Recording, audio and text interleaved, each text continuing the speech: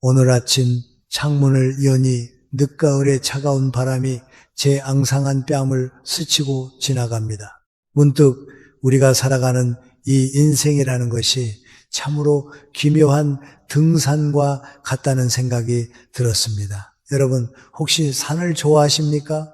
젊은 날에 우리는 모두 배낭 하나를 짊어지고 저 높고 아득한 산 정상만을 바라보며 헐떡거리는 숨을 내쉬며 올라갑니다. 35세, 40세, 45세, 인생의 가장 찬란한 시기, 우리는 그것을 전성기라고 부르지요. 그때는 오로지 눈앞에 보이는 정복해야 할 고지만 보입니다. 저기에 오르면 행복이 있겠지, 저 꼭대기에만 도달하면 내 가족이, 내 자식들이 편안해지겠지라고 믿으며 발바닥이 부르트고 무릎이 삐걱거려도 멈추지 않습니다. 주변에 피어난 들꽃의 향기를 맡을 여유도, 옆에서 함께 걷는 동반자의 손을 잡아줄 틈도 없이 우리는 그저 성공이라는 깃발을 꽂기 위해 앞만 보고 달립니다. 하지만 여러분, 산이라는 것은 참으로 냉정합니다. 오르막이 있으면 반드시 내리막이 있는 법입니다. 영원히 정상에 머무를 수 있는 사람은 아무도 없습니다. 동쪽 능선에서 해가 뜨는 것을 보며 땀 흘려 올라갔다면 이제는 서쪽 능선으로 해가 지는 것을 바라보며 내려와야 할 때가 반드시 옵니다. 지금 제 이야기를 듣고 계신 여러분 중 누군가는 이미 그 정상에 서 있을지도 모르고 누군가는 이제 막 내리막길에 발을 디뎠을지도 모릅니다. 제가 100년을 살아보고서야 뼈저리게 깨달은 것이 하나 있습니다. 산을 오를 때는 보이지 않던 것들이 산을 내려올 때 비로소 보이기 시작한다는 사실입니다. 젊음이라는 계절은 우리에게 무한한 체력과 시간을 선물로 주지만 동시에 오만이라는 안대를 씌워놓습니다. 우리는 건강을 팔아 금화돈을 사들이는데 인생의 절반을 바칩니다. 통장의 숫자가 늘어날수록 내 영혼이 말라가는 줄도 모르고 말입니다. 그러다 어느 날 문득 거울을 보면 그곳에는 백발이 성성하고 주름진 노인이 서 있습니다. 그때서야 우리는 평생 모은 금화를 털어 다시 건강을 지나가 버린 젊음을 사려 하지만 세상 그 어떤 부자도 어제라는 시간을 돈으로 살 수는 없었습니다. 이것이 바로 우리 내 인생이 가진 가장 슬프고도 잔인한 역설, 니설입니다. 왜 인간은 꼭 잃어버리고 나서야 소중함을 알게 될까요? 왜 우리는 다리가 굳어지고 눈이 침침해져서야 비로소 삶의 진정한 풍경을 바라보게 되는 것일까요? 많은 사람들이 노년조선을 두려워합니다. 단순히 늙는 것이 두려운 것이 아니라 준비되지 않은 채 맞이할 초라한 현실이 두려운 것입니다. 평생을 자식 뒷바라지에 모든 것을 쏟아부었지만 정작 늙고 병들었을 때 돌아오는 것은 텅 빈 방 안에 고독뿐일 때 그 허망함은 이루 말할 수 없습니다. 평생을 돈의 노예로 살았으나 정작 써야 할 때는 손에 쥔 모래처럼 다 빠져나가고 빈손만 남았을 때 그 비참함은 영혼을 갉아먹습니다. 저는 지난 세기 동안 수많은 사람들의 흥망성쇠를 지켜보았습니다. 개미처럼 일만 하다 병상에서 눈물 흘리며 떠나는 이도 보았고 자식에게 모든 재산을 물려주고 쪽방에서 외로이 죽음을 맞이하는 이도 보았습니다. 그들의 공통된 후회는 조금만 더 일찍 깨달았더라면 이었습니다. 그래서 오늘 저는 100년이라는 세월의 무게를 담아 여러분께 간곡히 전하고 싶은 4가지 이야기가 있어 이 자리에 앉았습니다. 이것은 단순한 조언이 아닙니다. 이것은 앞으로 다가올 혹은 이미 시작된 여러분의 인생 2막, 그 내리막길을 품격 있고 안전하게 내려오기 위한 생존 지도와도 같습니다. 돈 때문에 비굴해지지 않고 자식 때문에 가슴치며 통곡하지 않으려면, 그리고 무엇보다 내 영혼이 마지막 순간까지 맑고 투명하게 빛나려면 우리는 지금 당장 이 네 가지를 가슴에 새겨야 합니다. 아직 늦지 않았습니다. 설령 지금 여러분의 나이가 60이든 70이든 인생의 깨달음은 숫자에 있지 않습니다. 오늘 우리가 나누게 될 이 이야기들이 여러분의 남은 생을 지켜줄 단단한 지팡이가 되어주기를 간절히 소망합니다. 자, 이제 저와 함께 인생이라는 산의 서쪽 능선을 천천히 그리고 우아하게 걸어 내려가 보시겠습니까? 100년 묵은 늙은이의 잔소리가 아니라 먼저 그 길을 걸어본 선배의 따뜻한 손길로 받아주시면 감사하겠습니다. 첫 번째 이야기, 모든 것에는 때가 있다는 자연의 섭리부터 시작해 보겠습니다. 첫 번째로 여러분과 나누고 싶은 이야기는 바로 기다림의 미학, 다시 말해 자연의 순리에 순응하는 법에 대한 것입니다. 요즘 세상을 가만히 들여다보고 있으면 제 늙은 눈에는 참으로 위태로운 풍경들이 보입니다. 모든 것이 너무나 빠릅니다. 마치 누군가 뒤에서 채찍질이라도 하듯 사람들은 숨 쉴 틈도 없이 달립니다. 빨리빨리가 미덕이 된 세상이지요. 밥도 빨리 먹고 성공도 빨리 해야 하고 심지어 병이 나도 빨리 나아야 직성이 풀립니다. 하지만 여러분, 100년을 살아보니 세상에는 인간의 의지로 속도를 조절할 수 없는 것들이 분명히 존재합니다. 그것을 우리는 섭리, 실리라고 부르고 또 운명, 우주의 시간표라고 부릅니다. 제가 어릴 적 시골에서 농사 짓는 어른들을 보며 배운 것이 하나 있습니다. 농사는 땀으로 짓는 것이기도 하지만 사실은 시간이 짓는 것입니다. 봄에 모내기를 하고 나면 농부는 매일 논에 나가 물꼬를 봐주고 피를 뽑아주지만 벼의 줄기를 억지로 잡아당겨 키우지는 않습니다. 벼가 이삭을 맺고 황금빛으로 고개를 숙이기까지는 꼬박 3개월 하고도 10일 혹은 그 이상의 시간이 필요합니다. 100일의 햇살과 100일의 바람, 그리고 수없이 쏟아지는 별빛을 머금어야 비로소 쌀 한 톨이 영그러지는 것입니다. 그런데 성격 급한 농부가 왜 우리 논의 벼는 아직도 이렇게 작으냐며 조바심을 내고 빨리 자라라고 벼의 순을 손으로 잡아당긴다면 어떻게 되겠습니까? 그 벼는 뿌리가 뽑혀 말라 죽고 말 것입니다. 이것이 바로 조장주장이라는 고사성어의 교훈이지요. 도와주려다 오히려 망친다는 뜻입니다. 우리 인생도 이와 다르지 않습니다. 생명의 잉태를 한번 생각해 보십시오. 어머니의 뱃속에 귀한 생명이 자리를 잡으면 그 아이가 세상의 빛을 보기까지는 9개월하고도 10일이라는 절대적인 시간이 필요합니다. 아무리 돈이 많은 재벌이라도 아무리 권력이 높은 왕이라도 이 시간을 단축시킬 수는 없습니다. 나는 돈이 많으니 내 아이는 3개월 만에 낳게 해주시오 라고 의사에게 요구할 수 있습니까? 만약 억지로 그리한다면 그것은 축복이 아니라 재앙이 될 것입니다.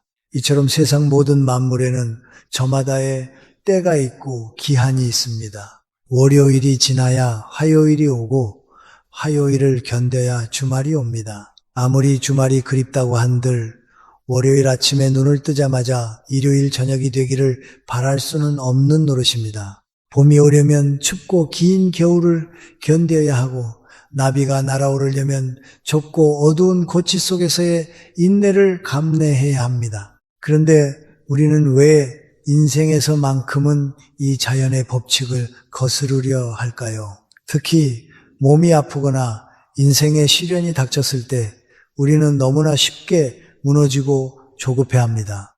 예를 들어 봅시다.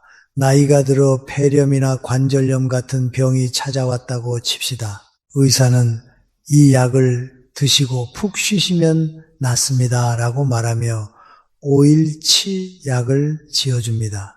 그런데 어떤 분들은 약을 딱 2번 먹어보고는 에이 약효가 하나도 없네, 돌팔이 의사 아니야 하며 화를 내고 다른 병원을 찾아갑니다. 약이라는 것도 우리 몸에 들어가서 피를 타고 돌며 병균과 싸우고 세포를 달래는 시간이 필요합니다. 독이 빠져나가고 새살이 돋는 데는 반드시 물리적인 시간이 필요한 법입니다. 그런데 그 하루 이틀을 참지 못해 더 독한 약을 찾고 더 빠른 시술을 찾다가 결국 몸을 더 망가뜨리는 경우를 저는 수없이 보았습니다. 마음의 병, 인생의 고난도 마찬가지입니다. 자식 농사가 내 마음대로 안 된다고 혹은 사업이 잠깐 기울어졌다고 해서 당장 세상이 끝난 것처럼 발을 동동 구르지 마십시오.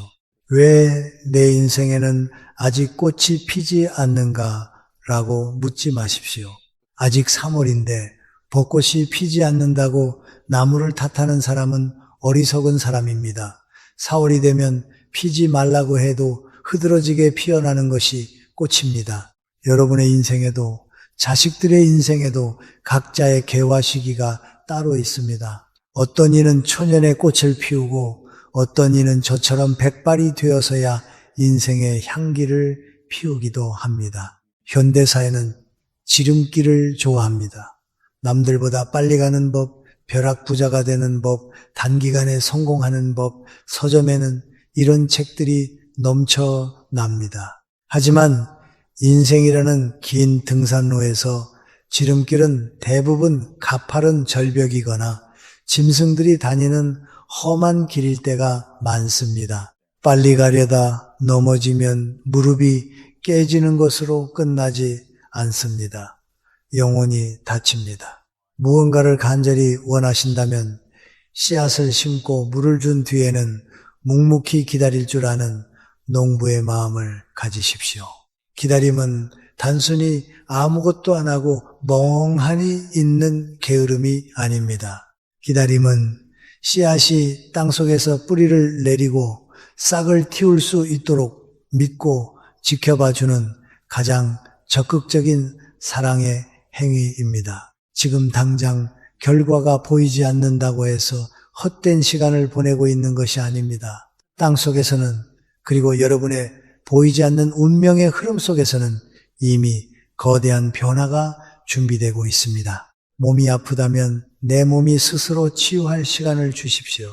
자식이 방황하고 있다면 그 아이가 스스로 길을 찾을 때까지 믿고 기다려줄 시간을 주십시오. 돈이 벌리지 않아 힘들다면 운기가 다시 차오를 때까지 내 그릇을 닦으며 기다리십시오.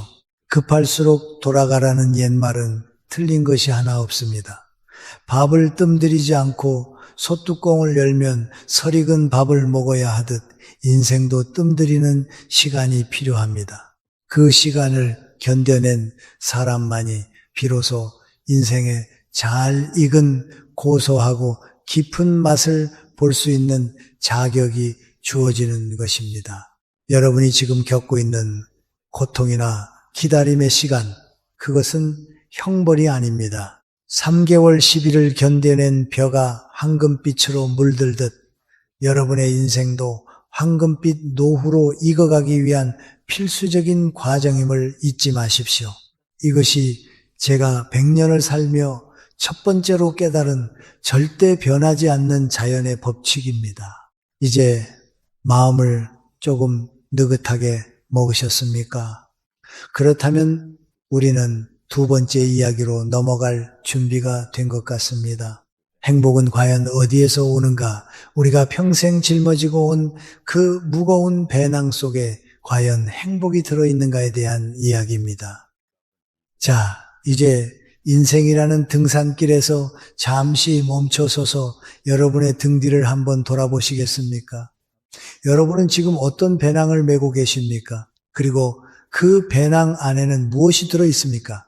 두 번째로 제가 여러분께 드리고 싶은 말씀은 바로 이 배낭의 무게와 행복의 무게는 결코 비례하지 않는다는 사실입니다. 우리는 흔히 행복이 소유소에서 온다고 믿습니다. 통장에 0이 하나 더 붙으면 행복이 10배가 되고 집 평수가 늘어나면 웃음소리도 커질 것이라 착각하며 평생을 허덕입니다. 하지만 100년을 살아본 늙은이의 눈으로 보니 행복은 가진 것에 있는 것이 아니라 그것을 바라보는 마음의 눈에 있었습니다. 옛날 80년대, 90년대에 유행했던 드라마 제목 중에 부자도 운다라는 것이 있었습니다.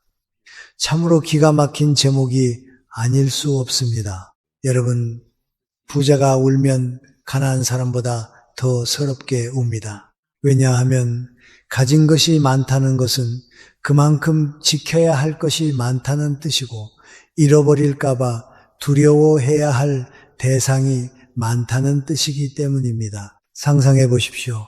여기 집을 3채, 4채 가진 부자가 있습니다. 남들은 어르신, 건물주가 되셨으니 얼마나 행복하십니까 하며 부러워합니다. 하지만 정작 그 속을 들여다보면 새까맣게 타들어가고 있습니다. 세입자가 월세를 제때 내지 않을까봐 전전긍긍하고 정부 정책이 바뀌어 세금이 폭탄처럼 떨어질까봐 밤잠을 설칩니다.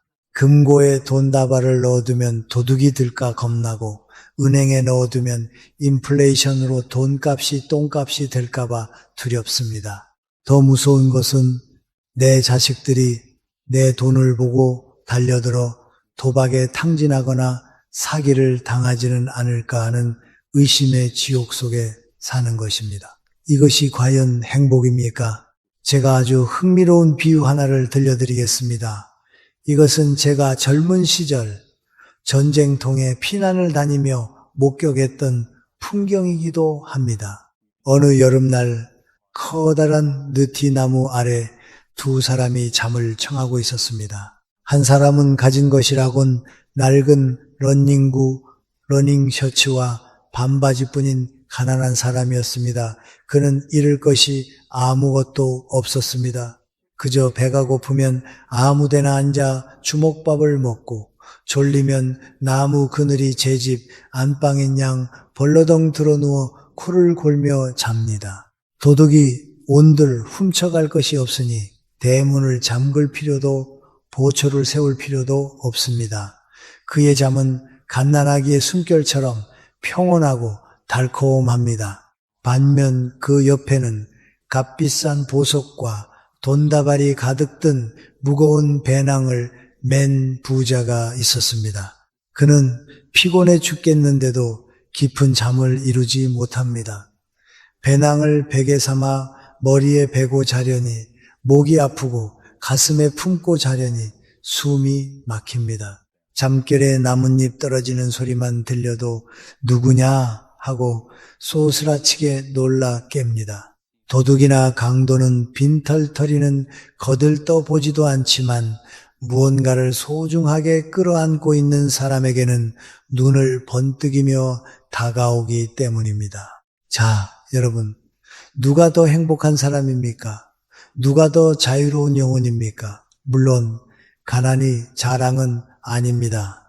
하지만 제가 드리고 싶은 말씀은 집착이 가져오는 불행입니다. 손에 쥔 모래를 놓치지 않으려고 주먹을 꽉 맬수록 모래는 손가락 사이로 더 빠르게 빠져나갑니다.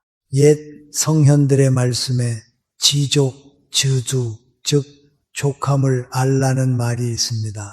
소고기 스테이크를 썰면서도 이 돈이 줄어들면 어쩌나 하고 걱정하며 먹는 밥상보다 된장국에 풋고추를 찍어 먹더라도 다리를 뻗고 편안하게 코를 골며 자는 삶이 진짜 부자의 삶입니다. 그런데 사람들은 늙어서까지 이 더 많이의 굴레를 벗어던지지 못합니다. 죽을 때 관 속에 돈을 싸 짊어지고 갈 것도 아닌데 마지막 순간까지 내 돈, 내 땅 하며 움켜쥐다가 결국 자식들 싸움 붙이고 본인은 고독사하거나 사기꾼의 먹잇감이 되어 비참하게 생을 마감하는 노인들을 저는 너무나 많이 보았습니다. 결국 행복이라는 것은 객관적인 숫자가 아닙니다.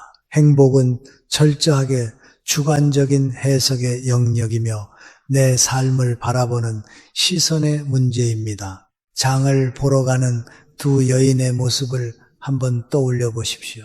한 젊은 여인이 있습니다. 한 손에는 칭얼거리는 아이를 안고 다른 한 손에는 무거운 파단과 콩나물 봉지를 들고 땀을 뻘뻘 흘리며 걸어갑니다. 화장은 다 지워졌고 옷은 아이의 토사물로 얼룩져 있습니다. 이 모습을 본 화려한 싱글, 즉 결혼하지 않은 처녀는 이렇게 생각하며 혀를 찹니다. 아이고, 저 여자는 무슨 팔자가 저리 기구해서 젊은 나이에 청승맞게 저러고 사나. 남편 밥 해주랴, 애 키우랴, 자기 인생은 하나도 없네. 나는 저렇게는 절대 안 살아야지.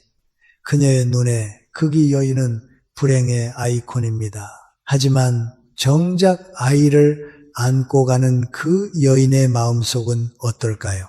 그녀는 지금 천국을 걷고 있을지도 모릅니다. 우리 남편이 좋아하는 김치찌개를 끓여줘야지. 우리 예쁜 아기가 오늘 처음으로 엄마라고 불렀어. 그녀는 땀방울마저 달콤하게 느끼며 가족이라는 울타리 안에서 벅찬 행복을 느끼고 있는 것입니다. 500원짜리 콩나물을 깎아서 산 그 돈으로 남편 양말 한 켤레를 더 살 수 있다는 사실에 기뻐합니다. 재미있는 것은 반대의 경우도 마찬가지라는 점입니다. 아이를 아는 그 여인이 화려하게 차려입고 혼자 카페에 앉아있는 싱글 여성을 보며 이렇게 생각할 수도 있습니다. 아이고, 겉만 번지르르 하면 뭐해. 명절에도 갈 곳 없이 혼자 방구석에서 라면이나 끓여 먹겠지. 나이들 아프면 물 한 잔 떠줄 사람도 없을 텐데 참 딱하다. 보십시오. 상황은 그대로인데 누가 어떤 안경을 쓰고 보느냐에 따라 천국과 지옥이 갈립니다. 이것이 바로 행복의 비밀입니다. 여러분, 나이 들어서 가장 필요한 재산은 돈이 아닙니다. 바로 긍정의 안경입니다. 내게 주어진 상황을 이만하면 다행이다, 이 정도면 훌륭하다 라고 해석할 줄 아는 능력, 그것이 바로 노년의 품격이자 행복의 열쇠입니다. 남들이 나를 보고 늙어서 주책이다, 가진 것도 없이 초라하다라고 손가락질 하더라도 내가 내 삶을 사랑스럽게 바라보면 그만입니다.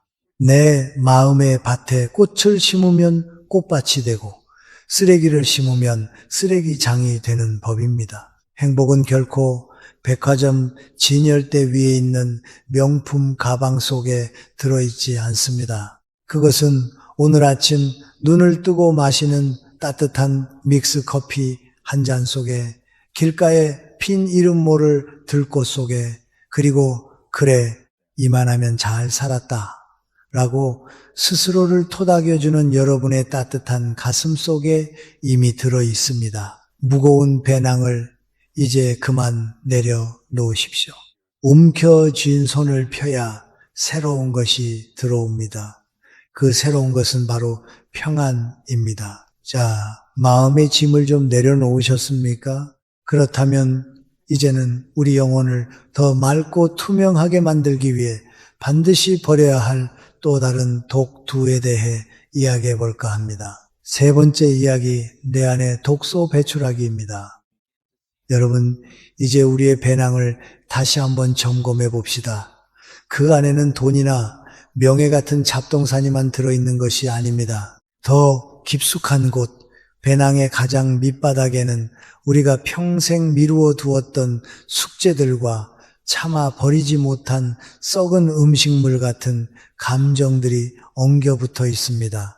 세 번째로 제가 드리고 싶은 말씀은 바로 이 영혼의 배낭을 뒤집어 탈탈 털어버리는 청소에 관한 이야기입니다. 우리는 참 이상한 습관을 가지고 있습니다. 학창시절 여름방학 숙제를 개학 전날까지 미루다가 밤을 새워 벼락치기를 했던 기억 다들 있으시지요. 그런데 나이가 들어서도 우리는 인생의 숙제를 똑같이 미루고 있습니다. 은퇴하면 여행 가야지, 돈 좀 더 모으면 고향 친구 찾아가서 술 한잔 사야지. 나중에 시간 나면 아내랑 손잡고 꽃구경 가야지. 여러분, 그 나중은 영원히 오지 않을 수도 있습니다. 제가 100년을 살아보니 인생에서 가장 어리석은 단어가 바로 나중에입니다. 하고 싶은 일이 있다면 지금 당장 하십시오. 다리에 힘이 조금이라도 남아있을 때, 눈이 조금이라도 더 잘 보일 때, 내 정신이 맑을 때 저질러야 합니다. 어떤 분들은 평생 가슴속에 묻어둔 소망이 있습니다. 젊은 날 전쟁터에서 자신의 목숨을 구해준 은인, 그 전우를 찾아가 고맙다는 말 한마디 하고 싶어 합니다. 혹은 가난했던 시절, 배고픈 나에게 따뜻한 밥 한 그릇 퍼주었던 그 식당 아주머니를 찾아가고 싶어 합니다. 그런데 아직은 때가 아니야. 몸 좀 추스르고 나서 하며 차일피일 미룹니다. 그러다 어느 날 덜컥 병이 듭니다. 병상에 누워 천장을 바라보며 그때 기차표를 끊었어야 했는데 하고 가슴을 치며 후회한들 이미 기차는 떠났고 역사는 문을 닫았습니다. 돈은 왜 모으십니까? 병원비 하려고 모으십니까? 물론 노년의 안전을 위해 저축은 필요합니다. 하지만 그 돈을 아끼느라 정작 내 영혼을 기쁘게 하는 일에 인색하게 굴지 마십시오. 제주도 바다를 보고 싶으면 비행기 표를 끊으십시오. 옛 전우를 만나 소주 한 잔 기울이고 싶으면 택시를 대절해서라도 가십시오. 시골집 담장이 무너져 마음이 쓰인다면 지금 당장 사람을 불러 고치십시오. 조상님 묘소를 정비하고 싶다면 이번 주말에 당장 삽을 들고 가십시오. 죽을 때 통장에 남은 잔고는 종이 조각에 불과하지만 내가 사랑하는 사람들과 나눈 추억, 내 영혼이 기뻐했던 순간들은 영원히 빛나는 보석이 되어 저승길을 밝혀줄 것입니다. 내일 시험을 치르는 학생처럼 초조하게 살지 말고 오늘 당장 숙제를 끝내버린 아이처럼 홀가분하게 사십시오. 그리고 무엇보다 가장 시급하게 청소해야 할 것이 하나 더 있습니다. 바로 가슴속에 필리를 틀고 있는 미움과 원망이라는 독사입니다. 많은 분들이 겉으로는 평온해 보이지만 속을 들여다보면 숯검정처럼 새까맣게 타 있습니다. 내 동생 놈이 부모님 유산 받을 때 나 몰래 땅 15평을 더 가져갔어. 그 괘씸한 놈 죽을 때까지 안 볼 거야. 30년 전 내가 임신했을 때 남편이란 작자가 첫사랑 여자를 만나 바나나 나무 밑에서 껴안고 있었지. 내가 그 꼴을 평생 못 잊어. 내가 학비대주며 뒷바라지했던 그 여자가 나를 배신하고 부잣집으로 시집갔어. 내 눈에 흙이 들어가기 전엔 용서 못해. 여러분, 그 마음 이해합니다. 얼마나 억울하고 분통이 터지겠습니까? 하지만 냉정하게 한번 생각해 봅시다. 여러분이 그 옛날의 상처를 끌어안고 밤마다 일을 간다고 해서 그 동생이 땅을 돌려줍니까? 그 옛날 첫사랑 여자가 불행해집니까? 배신하고 떠난 그 사람이 와서 무릎을 꿇습니까? 천만의 말씀입니다. 그들은 여러분이 그러거나 말거나 이미 다 잊어버리고 자기 인생을 희희낙낙하며 잘 살고 있을 겁니다. 기억하고 있는 것은 오직 여러분뿐입니다. 괴로운 것도 오직 여러분뿐입니다. 이것은 마치 독약을 마시는 것과 같습니다. 내가 독약을 마셔놓고 저 밉살스러운 놈이 죽기를 바라는 것과 무엇이 다릅니까? 독이 퍼지는 것은 저 사람이 아니라 바로 내 몸, 내 영혼입니다. 미움은 암세포보다 더 무서운 속도로 여러분의 남은 생명력을 갉아먹습니다. 제가 조금은 거칠고 비가 상할 수도 있는 비유를 하나 들어보겠습니다. 술을 많이 드시는 남자분들은 아실 겁니다. 독한 술을 너무 많이 마셔서 속이 뒤집어질 때가 있습니다. 위장이 요동을 치고 머리가 깨질 듯이 아프고 식은땀이 흐릅니다. 이때 어떻게 하십니까? 그냥 참습니까? 아니지요. 화장실로 뛰어들어가 억지로라도 토해내야 합니다. 심지어 손가락을 목구멍 깊숙이 집어넣어서라도 위장 속에 있는 그 독한 알코올을 밖으로 끄집어내야 합니다. 젊은 친구들이 말하는 소위 오바이트를 해야만 살 수 있습니다. 그 과정은 고통스럽습니다. 눈물, 콧물이 범벅되고 목이 따갑고 몰골이 말이 아닙니다. 하지만 그렇게 속에 있는 오물들을 다 쏟아내고 나면 어떻습니까? 거짓말처럼 속이 편안해지고 머리가 맑아지며 비로소 살 것 같다는 생각이 들지 않습니까? 원망과 증오도 마찬가지입니다. 그것은 영혼이 마신 독주 둘저입니다. 이미 30년, 40년 동안 뱃속에 담아두었으면 충분히 썩었습니다. 이제는 토해내야 할 때입니다. 내가 어떻게 그 인간을 용서해? 라고 반문하실 수 있습니다. 용서는 그 사람을 위해서 하는 것이 아닙니다. 바로 나를 살리기 위해서 하는 응급처치입니다. 내 영혼이 질식해 죽지 않기 위해 내 남은 노년이 그 썩은 냄새에 진동하는 기억 속에서 허우적거리지 않기 위해 억지로라도 손가락을 넣어 토해내듯 그 기억을 뱉어내야 합니다. 그래, 그때 너도 어렸고 나도 어렸지. 다 지나간 일이다. 그래, 돈 몇 푼 때문에 형제간에 의상하지 말자. 네가 가져갔으니 너라도 잘 살아라. 그 여자도 지금쯤 어디선가 늙어 꼬부라진 할머니가 되어 있겠지. 부디 평안하시게 이렇게 마음속으로 방류를 선언하십시오. 과거의 찌꺼기를 내보내야 그 빈자리에 새로운 평화와 기쁨이 들어올 수 있습니다. 우리나라 역사를 보십시오. 50년 전만 해도 서로 총을 겨누고 죽이지 못해 안달이었던 적군들과도 이제는 악수를 하고 미래를 이야기하지 않습니까? 나라도 그러한데 하물며 개인의 인생에서 과거의 원한에 발목 잡혀 남은 생을 지옥으로 만드는 것은 너무나 억울한 일 아니겠습니까? 그러니 부디 오늘 밤 잠자리에 들기 전에 스스로에게 물어보십시오. 내 마음속에 아직 토해내지 못한 독이 남아있는가? 만약 있다면 내일 아침 해가 뜨기 전에 다 쏟아버리십시오.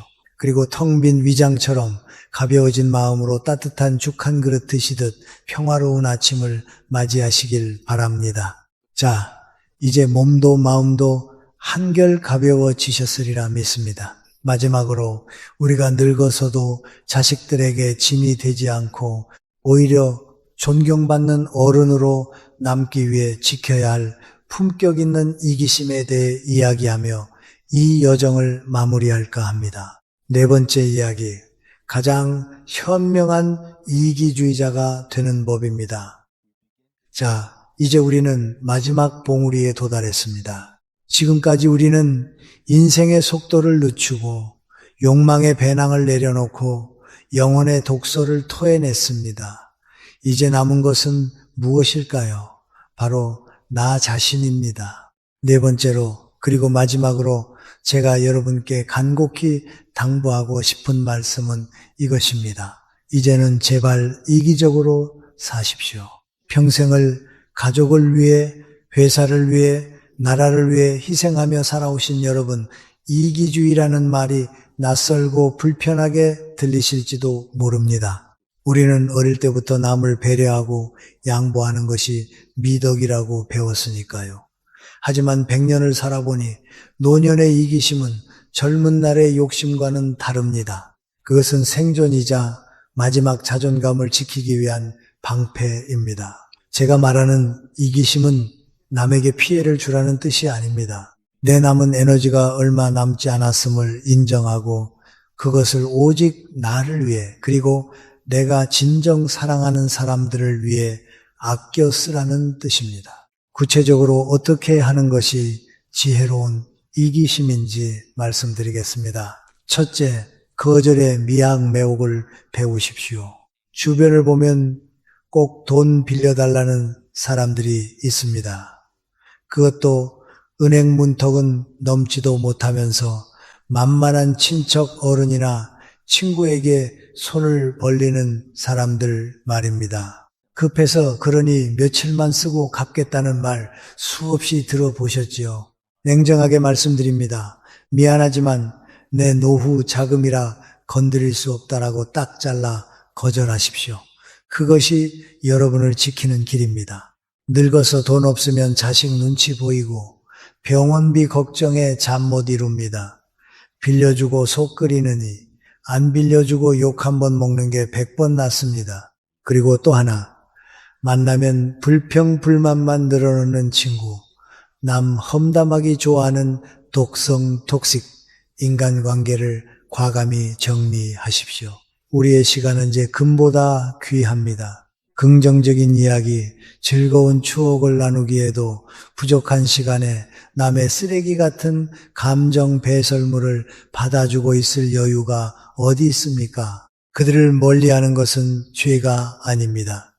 내 영혼을 보호하는 정당 방위입니다. 둘째, 노년의 품격을 위한 삼불3부 원칙을 지키십시오.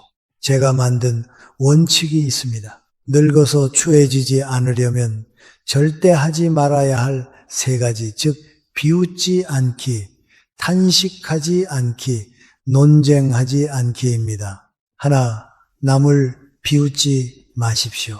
특히 남의 사랑 이야기나 외모를 가지고 왈가왈부하지 마십시오. 나이 들어 주책맞게 연애한다고 흉보지 마십시오. 그들에게는 그들 나름의 절절한 사연이 있고 외로움이 있습니다. 또한 뚱뚱하다느니 말랐다느니 남의 외모를 평가하는 것은 내 입에 오물을 묻히는 것과 같습니다.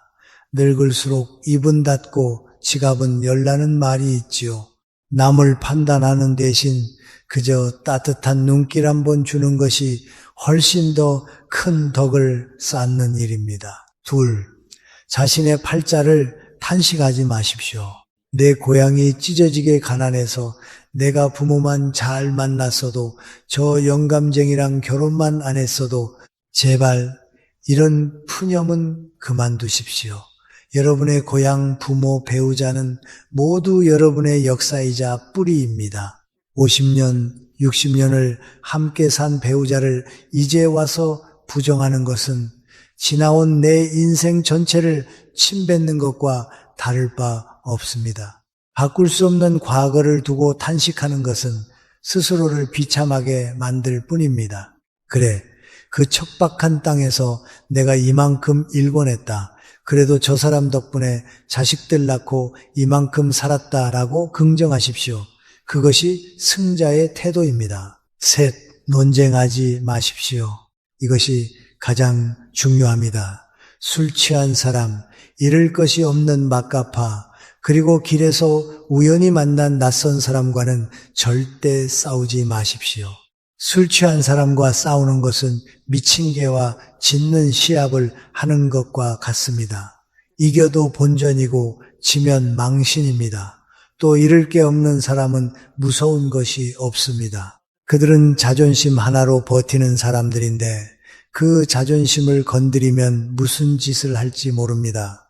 죄송합니다. 제가 실수했습니다 하고 피하는 것이 상책입니다. 비겁한 것이 아닙니다. 똥이 무서워서 피합니까? 더러워서 피하지요.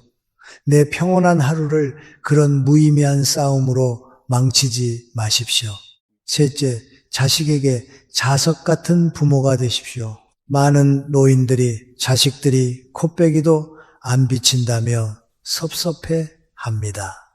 하지만 곰곰이 생각해 보십시오. 여러분이 자식이라면 매일 아프다 소리하고 만날 때마다 잔소리하고 돈 없다고 한숨 쉬는 노인을 찾아가고 싶겠습니까? 자식들이 억지로 의무감에 찾아오는 부모가 아니라 보고 싶어서 달려오는 부모가 되어야 합니다. 그 비결은 간단합니다. 건강하십시오. 내 발로 화장실 가고 내 손으로 밥숟가락 들 수 있도록 운동하고 절제하십시오.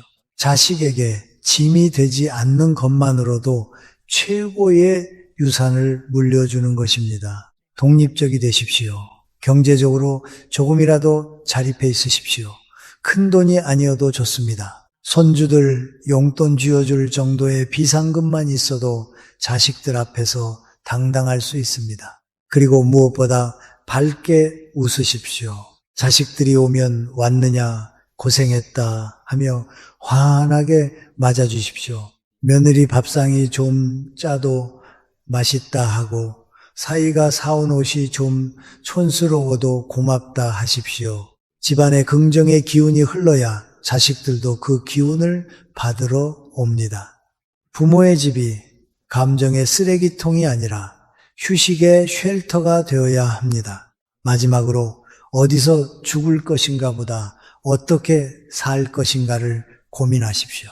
요즘 요양병원 실버타운 문제로 고민하는 분들이 많습니다. 자식들이 나를 고려장 지내는 것 아니냐 하며 서러워하십니다. 하지만 생각을 바꾸십시오.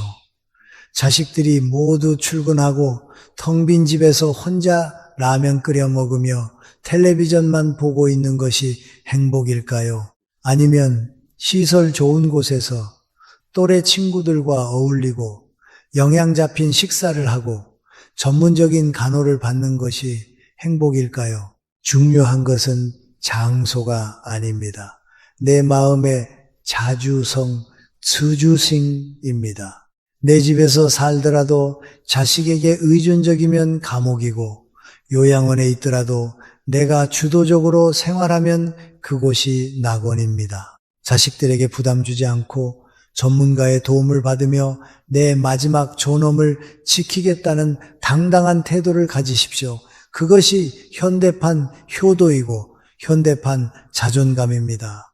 여러분, 늙음은 낡음이 아닙니다. 익어가는 것입니다. 붉게 타오르는 저녁 노을이 한낮의 태양보다 더 아름답고 장엄할 때가 있습니다. 비록 몸은 예전 같지 않더라도 여러분의 영혼만큼은 그 어느 때보다 자유롭고 투명하고 단단해지시기를 바랍니다. 남은 생은 남을 위해서가 아니라 오직 여러분 자신의 평화와 행복을 위해 이기적으로 그리고 품격 있게 살아가십시오. 그럴 자격이 여러분에게는 충분히 있습니다. 긴 이야기를 나누다 보니 어느덧 우리 인생의 시계 바늘도 황혼을 향해 기울어가는 듯합니다. 오늘 저와 함께한 이 짧지 않은 여정이 여러분의 마음에 작은 위로가 되었는지 모르겠습니다. 100년이라는 세월을 건너온 늙은이의 잔소리가 혹여나 여러분의 마음을 무겁게 하지는 않았을지 노파심의 걱정이 앞섭니다.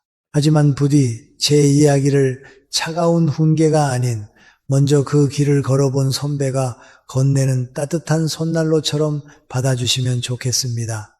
돌이켜보면 인생은 폭풍우가 몰아치는 바다와 같았지만 결국 그 모든 파도가 밀려간 뒤에 남는 것은 고요한 평화와 사랑뿐이었습니다. 우리가 그토록 움켜쥐려 했던 돈도 명예도 자존심도 지나고 보니 잠시 빌려 썼던 것들에 불과했습니다. 진정으로 남는 것은 내가 누군가를 사랑했던 기억, 그리고 내가 나 자신을 용서하고 보듬어 주었던 순간들 뿐입니다. 사랑하는 여러분, 우리는 모두 늙어갑니다. 이것은 슬픈 일이 아니라 자연의 섭리이자 축복입니다. 낙엽이 지는 것을 두려워하지 마십시오. 낙엽이 져야 그 자리에 새로운 봄이 오고 뿌리가 더 깊어지는 법입니다. 비록 우리의 육체는 겨울을 맞이하고 있을지라도 여러분의 마음속에는 영원히 지지 않는 봄을 간직하시기를 바랍니다. 주름진 얼굴에는 세월의 훈장인 미소를 띠고 굽은 등에는 평생을 치열하게 살아낸 자부심을 얹으십시오.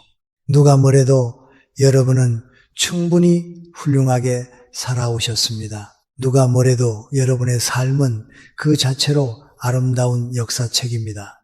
이제 남은 시간은 오직 여러분 자신을 위해 가장 이기적이고 가장 자유롭고 가장 행복하게 쓰시길 간절히 소망합니다. 저 김영석이 100년의 기운을 담아 여러분의 앞날을 축복합니다. 부디 아프지 마십시오. 부디 외로워하지 마십시오. 그리고 부디 마지막 순간까지 찬란하게 행복하십시오. 경청해 주셔서 감사합니다. 안녕히 계십시오.